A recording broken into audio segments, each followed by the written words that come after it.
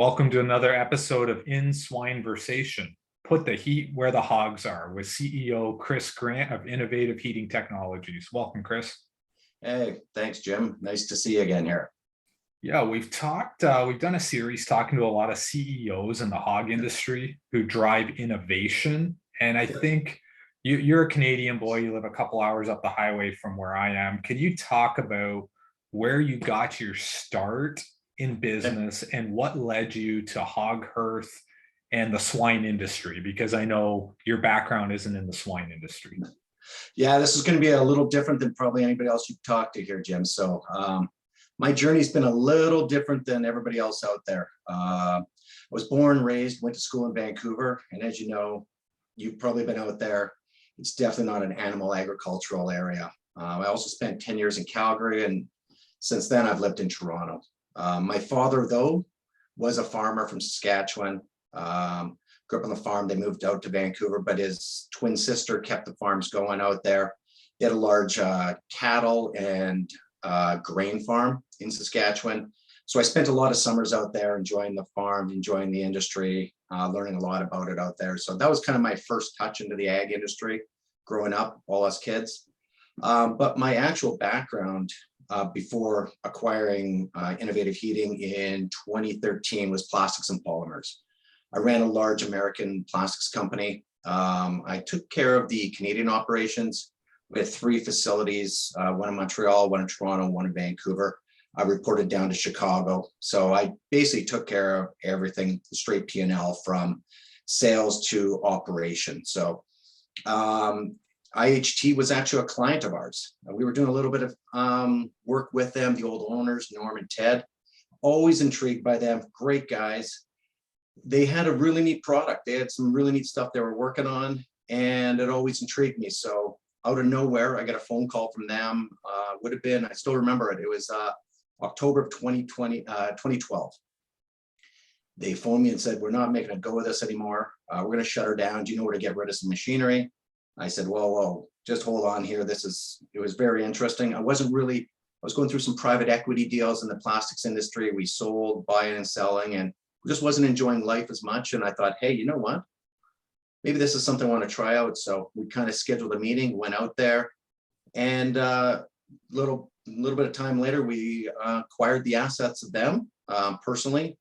And Matt became my business partner. And there you go. You probably think it's a little crazy how it started and just kind of swing for the fences, but that's kind of short how it turned out. So in a quick synopsis, what is Innovative Heating Technologies and how do you help producers? Basically, what we do is we manufacture the most energy efficient heat mat for the farrowing industry. That is the big thing we manufacture. We do other industries as well, but that would be the staple for the hog production. So, and the things we do with it that make it a lot different than the competition. So you're in Ontario, Matt Robbins, your partner's out west. Now, Yep. You talked about the company that you purchased. They were looking to dissolve the company and you've kind of reinvigorated it. So what were some of the early challenges specifically? Well, not coming from the ag industry was very interesting. I had to learn about the industry very quickly, drink from a fire hose, basically. Digging down deep, figuring out why they failed to grow their product line. Why did they fail in the marketplace? What was going on? They had a lot of market share back in the 90s, and then it kind of dwindled away.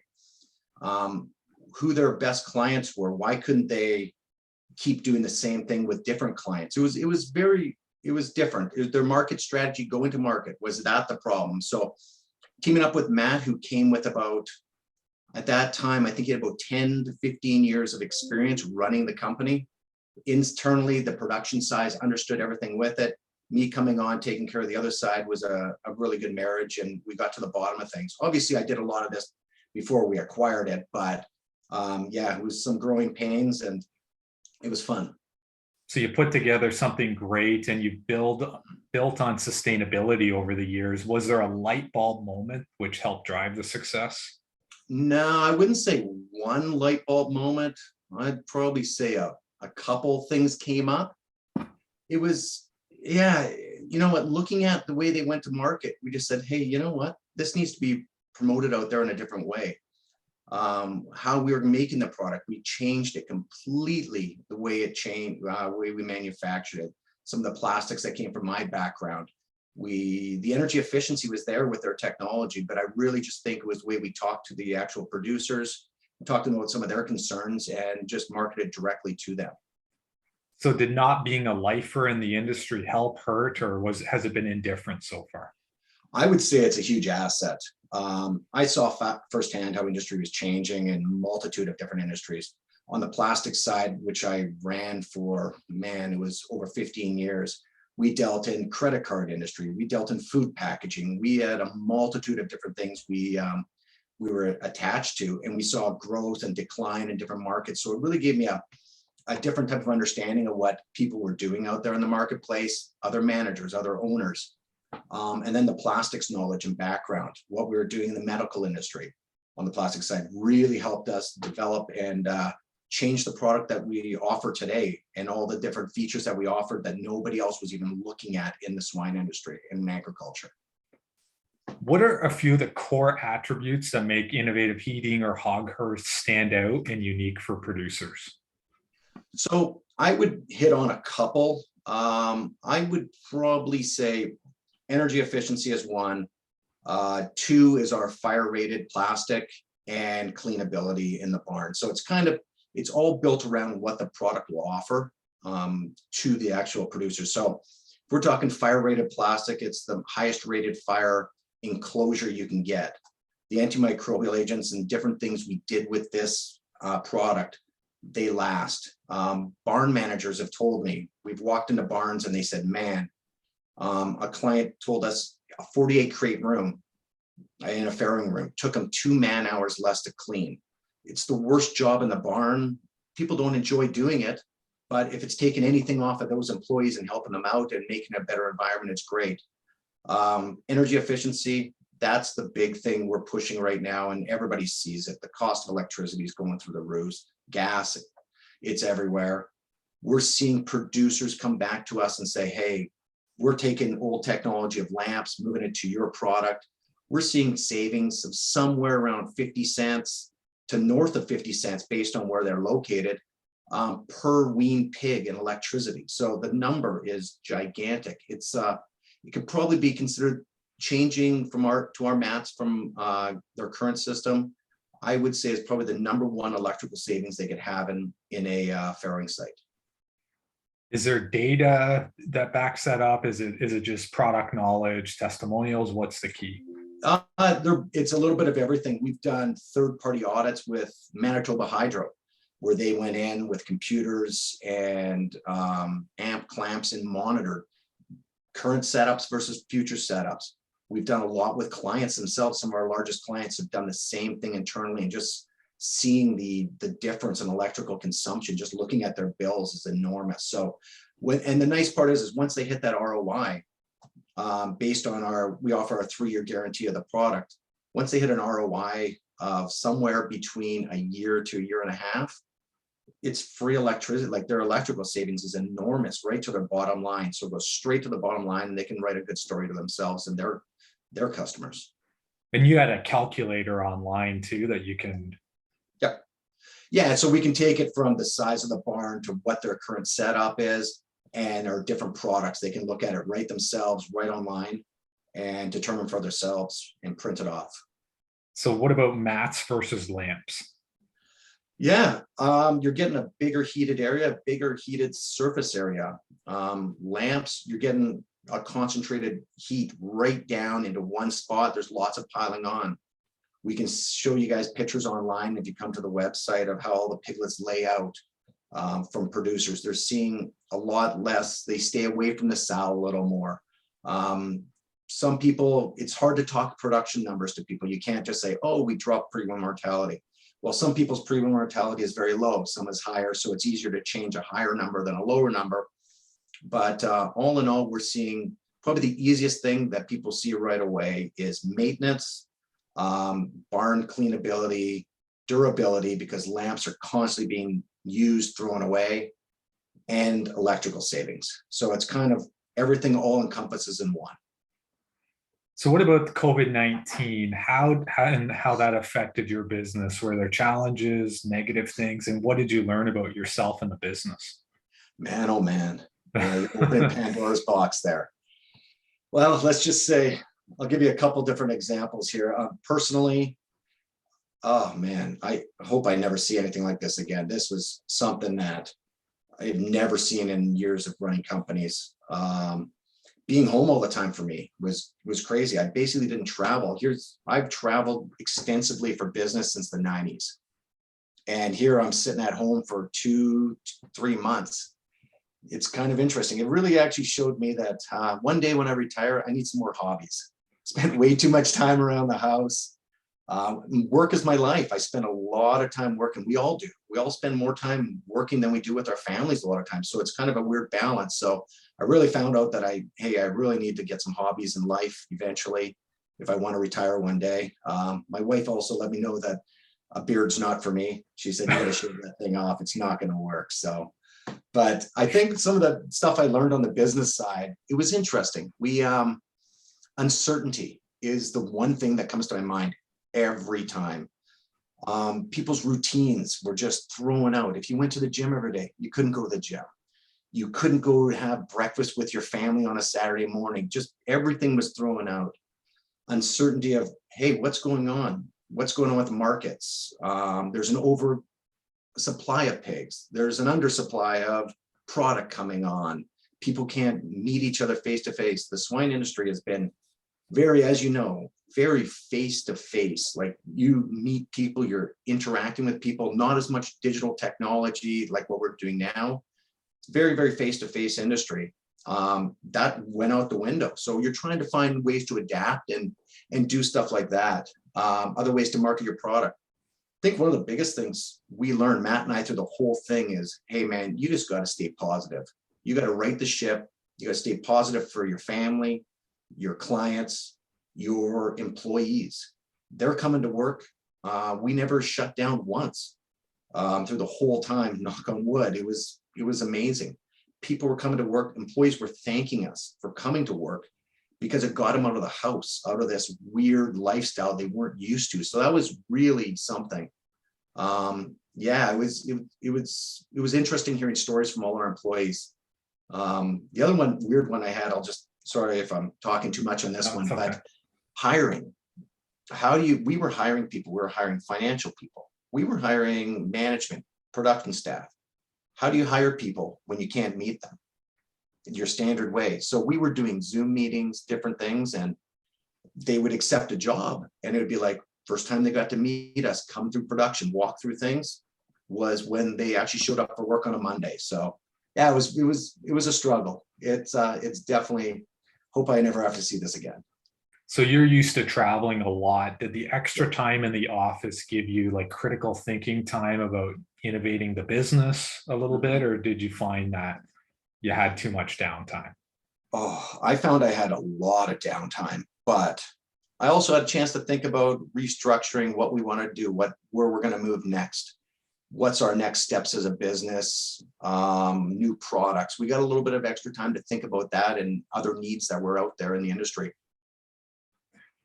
And one of the reasons why we wanted to set up the interview is because I find you're one of those hardworking CEOs, really down to earth. You drive your business hard. I find you're a part of every part of the business, and you're very active in all facets of the operation. Is that just who you are, or was that what's the story? Yeah, I've always been that way. I think as kids, our father instilled this right in us. He was all about, hey, you know what? Work hard, treat people right, treat employees right, all that stuff, and you will succeed at work and both personal life. So it's really been driven to all us kids. Just get out there and work and be yourself. It's just the person I am. Do you have a delegation strategy or? Oh yeah, I'm a huge delegator. I've always been. Almost to, I wouldn't say a fault, but some people are very questionable of it. It's tough when you come from an industry, when people come on and they're like, I'm going, hey, you need to make a decision. You need to make a decision on this. People need to make decisions in their lives. Myself, we make hundreds of decisions a day without even thinking of it. They're going to grow as employees. They're going to grow as people. If they make those decisions, you know what? They may make a wrong decision. They may make a better decision than you made, but at least they're making a decision. So imagine if I've got all these people reporting to me and they're all just coming to me just saying, hey, we need to make this decision, this decision. I would never get anything accomplished in a day. So it's part of my mantra. I've done it all the time, is really just push it out to the people to make their day-to-day decisions. And you know what? They'll be accountable to everything they do. And it helps them really grow, and they're more empowered because of it, I feel. Yeah, you have to trust and put people in a position to succeed. And if they make we make good and bad decisions, but we have to live and grow through it. Exactly. That's kind of where I live with that one. So you down for some rapid fire questions, Chris? Sure. Try not to embarrass myself too much. Let's go. Area for best market potential. Area for best market potential. Wow. Right now, I'm seeing we're doing a lot of product development, and we've signed an agreement with Purdue on cooling technology for heat stress in sows and in the industry. Huge opportunity right now. There's lots of discussions out there on that. So we published that news release, so there's more to come. So there is a lot more to come. We're in the midst of doing trials with clients, still working a lot with Purdue. The data's coming out, and it's pretty spectacular data from what we've been seeing so far. Favorite sports team? Everybody's going to figure it's a hockey thing, but I've been a football guy for my life. I'm a huge 49ers fan, big NFL guy. I do love hockey, but day in, day out, I'd watch football every day. Back from Joe Montana days? Yeah, exactly. That's what got me going. The 1995 Steve Young too. Oh, my dreams. Been down to the stadium, went to the old stadium, been to the new stadium. Yeah, I love it. Just down the West Coast from where I grew up. So the old one, Candlestick Park, is that right? Yeah, been in there. Yeah, not the greatest stadium compared to nowadays, but hey, back in the day, it was something. Great atmosphere. I just love the NFL atmosphere for live games. And best place you've traveled for work? I would say, I would throw out Southern Asia. You know, I spent some time in Thailand and the Philippines. The culture over there is amazing. Seeing how people do things differently over there, I loved it. I love the people. I just love that area out there. And what about best place you've traveled on a personal level? Whew, that's a good one. I would say definitely Italy. I love Southern Italy. My wife loves it. Family, everybody loves it. It's just the food, the people, everything, the lifestyle they live. There's nothing better. I love it over there. Is there a favorite restaurant down there? Oh man, no, we've done a lot of traveling all over the place. It's like when you're going around, I just find it's the food, the quality of the food. It's just different. It's just everything seems homemade. It's pretty spectacular. What do you love most about your job? Oh man, it's definitely the people. I love the customers. I love the people I work with that work for me. Business partners. It's always about the people with me. What do you like most about the swine industry?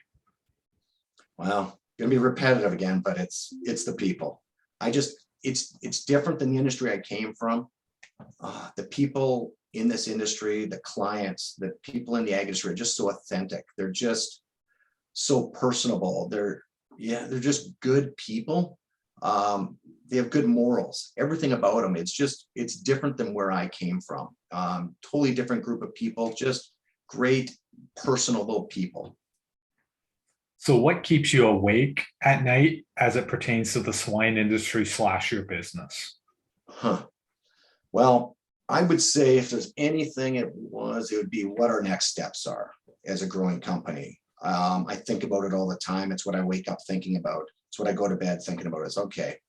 We've come this far. This is what we're doing well. What's the next step? What's the next project? What's the next product? What's the next market we're looking at? So it's always about growth and product and market is really what I am looking at every day. So you're a forward thinker. Basically as forward as I can get. Yeah. So hot take, is there something or one thing you want to address in the swine industry?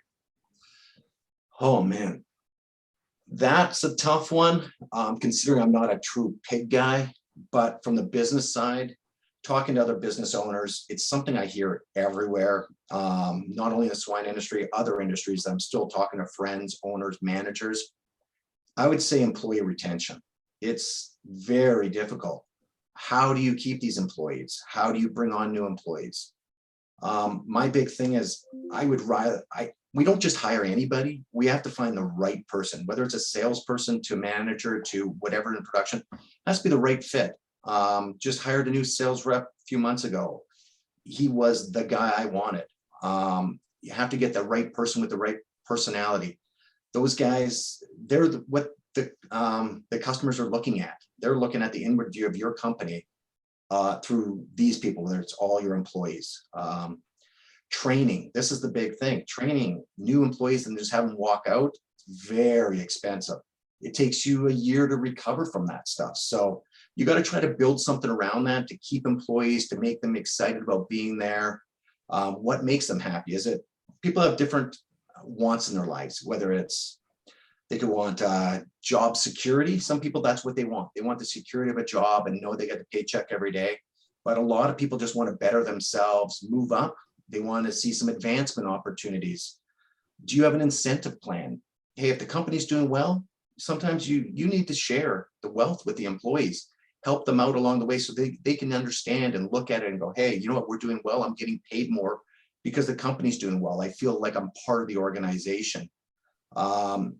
Matt and I, one of the big things we pride ourselves, we have a complete open dialogue with everybody in the organization, whether it's someone running our plastics machine to the salespeople.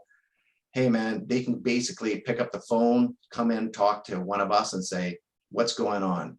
Hey, I see we're making this product. Why are we going down this road? And we can explain it to them. They may not understand the grand scheme of things and why we're taking this, but come ask us. Don't just sit back and stew on it, because we'd rather people come and ask us questions. They may have a better idea than what we've already looked at. So communication is big, big, big with us. Yeah, with employees. Communication, culture, team building. Yeah.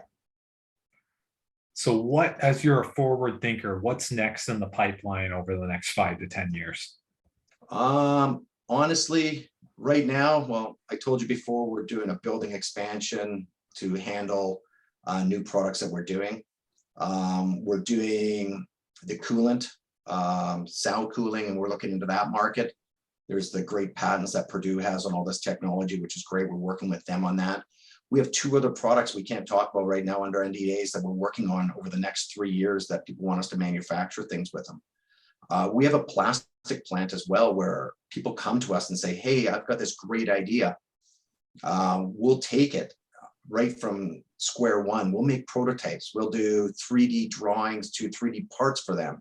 And then we'll put it in our machinery and actually make them something with it. And we've taken a few different things for other agricultural products that actually come out of our plant, which is really neat to see these people with their dreams come to fruition. So there's a lot of different things we're looking at there in the next 5 to 10 years for the growth. A few of them I can't talk about, but I figure the next big one is definitely the coolant technology. So coolant technology, everything else will have to wait. Basically. Okay. 8 months, next 8 months, stuff will come out. And before we get to the last question, are you a hockey fan too, Chris? I am a hockey fan. Toronto Maple Leafs, or? No, Oh. I pity you Maple Leaf fans. Growing up in Vancouver, I have to be a Canucks fan. I've been up and down that road so many times. I understand the pain. I've seen 3 Stanley Cup final losses in my lifetime, so it's tough. It was 94, 2008. Yep. And what was the other? It would have been, there's one in the 90s, 2000, and then one in the 80s when I was a kid, way back when I got swept by the Islanders. I think it would have been about 83. Before the Oilers. Before the Oilers. Okay. They got swept by the Islanders, yeah. So what defines, or what is your definition of success in leadership? Whew. You know what? At the end, I would just say success in leadership is like passing it down. I love seeing employees succeed and grow, whether it's internally or externally. If they leave the operation and they go off and do great things, it's amazing. I'm in contact with all my old employees still from the plastics day. Canada and US, a lot of them, I've seen them go on and do great things. People that mentored under me. It's amazing to see people succeed in life. It's great. Well, Chris, thanks for joining us on In Swine Versation. No problem. Thanks, Jim. Thanks for having me and letting me talk here. Chris Grant, CEO of Innovative Heating Technologies.